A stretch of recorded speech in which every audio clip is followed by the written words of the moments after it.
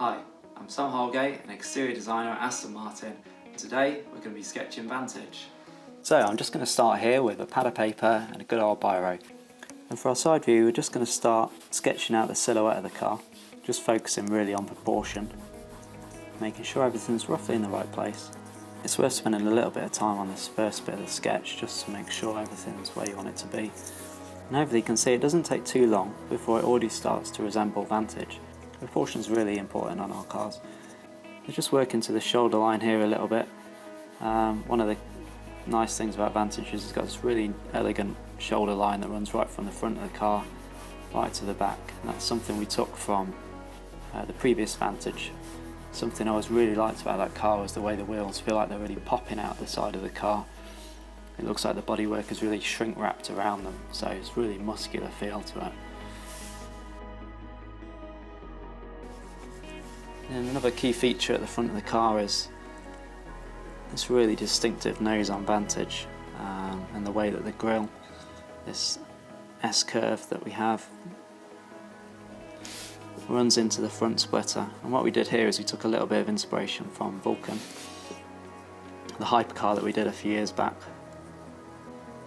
that many of you will know, crazy thing, and we added that into our sports car, so it really makes the car feel like it's planted right down to the ground. And inside there is kind of quite aggressive shark nose mesh. It gives a real purposeful look to the front of the car. Another key line is this line that runs right from the front, this really low nose on Vantage, right through the body side and up into this signature kick on the back of the car, this kind of, we call it a ducktail at the back. It's a signature Aston Martin kick, I suppose. And that gives the car a lot of wedge, so it really gives this dynamic stance. If you think about a sprinter ready to go on the starting blocks, this kind of angle of attack, this makes the car feel like it's moving even when it's stationary. We try and think about our cars as different characters to help differentiate them from each other, but also to kind of give a really clear purpose of what the car's trying to be. And this car was always thought of as the hunter, right from the early stage of the design process.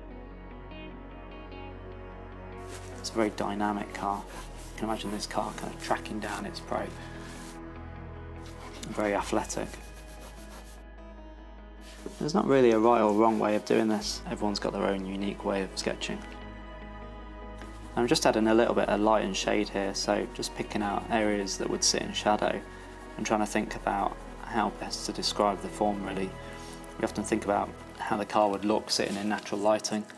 It's how we design the cars most of the time. And I've probably done hundreds of sketches of this car over the years. It's often those one or two first ones that you did early on that really capture that character of the car, that have that real spark about them, I suppose. My favourite part of the design process is that point where it turns from a 2D sketch into a 3D form. We've got a great team at Aston Martin of clay and digital modelers who will help bring your sketch alive really, and that's always the cool part of the process.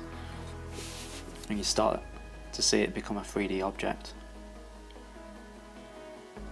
It takes about somewhere between 3 to 5 years to go from a sketch to a production car. It's really rewarding for everyone when they see it out there. But what's really nice about it is that it all starts with just a quick sketch just like this.